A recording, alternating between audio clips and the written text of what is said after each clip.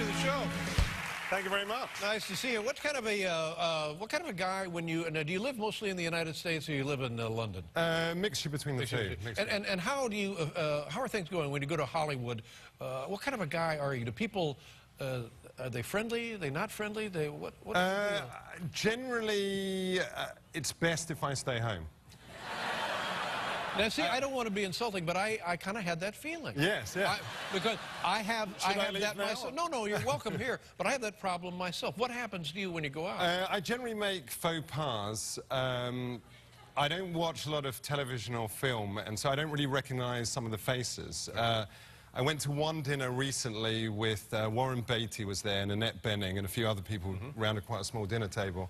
And I turned to Annette Bening. This was after last year's Oscars.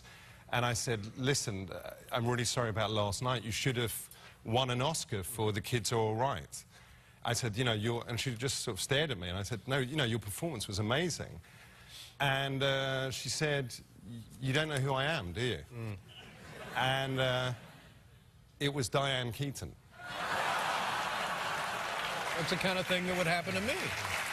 So what do you do? I mean, you're obviously embarrassed. I was embarrassed. I didn't know what to say, so I said what anyone would say. I just asked, what was it like to make love to Woody Allen? Yeah. Oh, see, I'm not sure that's the savor here. Yeah. Well, she did get up and leave. She got up and left. Well, yeah. Does that happen more than you would think? Yes, I mean, at one time, Jack Black, who's a friend, he invited me to a movie that he'd produced.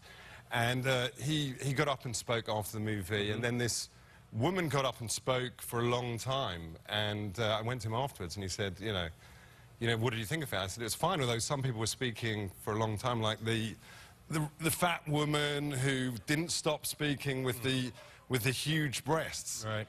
And he said, that's my mother. Yeah. You just know. Yeah, so I stay at home, really. Yeah, you're right. Wow. Yeah. Now, what about when you're traveling around the world to promote the film? Do you have any better luck with? I know you went to Australia, yes. And that no problem there, or was there trouble? Well, I'm playing this character, who's a dictator. He's like a kind of Colonel Gaddafi figure. He's got a very big beard, and so I decided to arrive in Australia dressed as the character. So I changed into the character on the plane, put the beard on, and as you do. And then I went through customs, and the immigration officer, he said, is that your real beard? Yeah. And I said, no. And he said, why are you crossing an international border wearing a fake beard? Which is a good point. Fair question. And then I realized I did look kind of like the stereotypical terrorist. And yeah. I said, well, I'm an actor. And he said, well, are you acting now? Again, I would give him points for another fair follow-up question. And I said, now? And he goes, yeah, now. And I said, well, sort of. Sort of, yeah. And so he sent me for interrogation. But again, this seems like a miscalculation on your part. Yes. Maybe you put the fake beard on after you've cleared customs and immigration. Yes. It's a bit of mistiming. Yeah. I was watching the credits of this film, and help me out here if I'm mistaken. Is the music done by your brother? Yes, that's right. Well, what a surprise! Has he been scoring films all along? For me, yes. We've been working together for 15 years. Wow, well that's excellent. I had no idea. Older, younger? Older, but looks younger. Right. Yeah. And when you, I mean, if you have a question about the scoring, who gets the final say in this? He's the older brother, so he does. You know? Yeah. Is it fun to work with a sibling like this? Not really. Yeah. But he will continue to do your musical work. Yes, of course. It's it's just not fun. Yeah, but for the next 60 years, of course, we're brothers. Yeah. No, he's great. He's fantastic, actually. And what about when you go places like Australia and you're having a dinner with Warren Beatty and such? Does your wife go with you? She does. She now tries to avoid going outside the house with me. I think that's wise as well.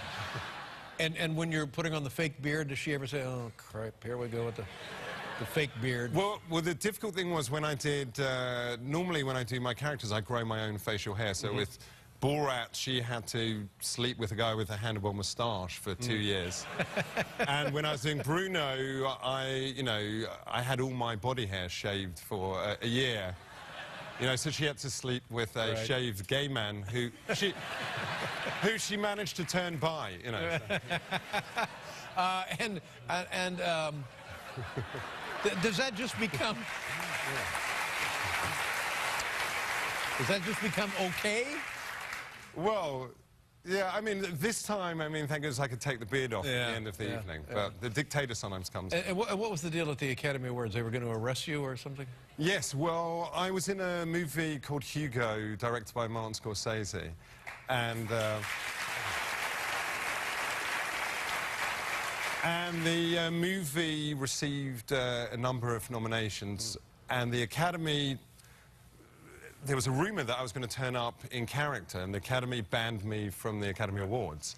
Now, was there any truth to the rumor? Had you planned to show up as character? I'd contemplated it, but they... Did you in fact start the rumor? Yes. Yeah.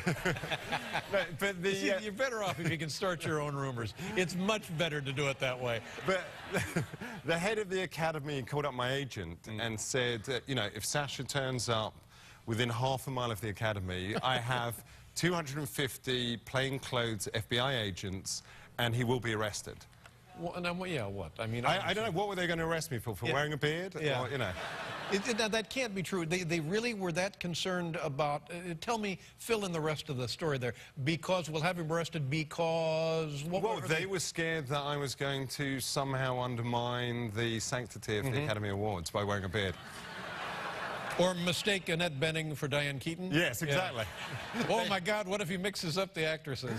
Yeah. But you showed up anyway, right? Well, finally, they capitulated, and they alerted the cops. And so we arrived in our limo. I was there with two attractive women who were dressed as Virgin Guards, because the character that I'm playing, Admiral General Aladdin, is kind of loosely based on Colonel Gaddafi, and he had 30 Virgin Guards. Not many of whom remained virgins. So it's a very different culture, isn't it? Very different. It is. Not necessarily a bad one. Yeah, our presidential guards are in Colombia paying for hookers. So the policemen, basically, a bunch of cops surrounded the car, some FBI guys. They had on their clipboard a picture of me dressed as the dictator. And they said, we're going to have to search your car now. And I said, why? And they said, well, we have reason to believe that you're bringing in firearms, which seemed strange. So, do you think that many of the actors attending the Academy Awards are coming in with firearms? No. I was surprised. But I did have an urn full of sort of fake ashes of the late dictator Kim Jong-il. Right. But luckily, the policeman was looking for firearms and not an urn full of not the remains ashes, so of an evil dictator. Managed to smuggle ourselves in. That's just crazy. I don't know. This is the life you lead? You think about it. There's got to be an easier way. Yeah, having your job, yeah. Okay, now let's show the folks. I have a question about the movie. When we see the vast Vatican-like palace that you're on the balcony addressing, does that structure actually exist somewhere? Well, we shot that actually in the south of Spain, in Seville, and we sort of using CGI, we made it out as if it was in the middle of the desert. Yeah. But the building is actually there. Yes. It's fantastic looking. So I should explain that this dictator ends up down and out in New York working in a vegan health food store. There's a mix-up. Yeah. He is replaced by his simpleton body double, body double, and he's working. Yeah, okay. And he ends up in this restaurant called the Death to Aladdin restaurant. His name is Aladdin, and he realizes that everyone in the restaurant has been. Yeah, they're fugitives and have actually been executed by him in the past. Yeah, so you think. So you think. Yeah, all right, so that's what it is now. It's The Dictator. You can see it in theaters now. I'm surprised you folks are here. Go ahead, take a look. What is your name? Ladies. Ladies what? Ladies washroom. So your name is like the sign, ladies washroom? Oh. That is a made-up name. What is your name? I am interested. In place. Employs what? In place. مسواش هنس. That is a made-up name. Okay. What is your real name? Max. Max what? Imum occupant CU 120. There is a number in the name. In the name. That's right, there's a number in the name. It's the dictator, this man, Sacha Baron Cohen. Good luck, pleasure to see you.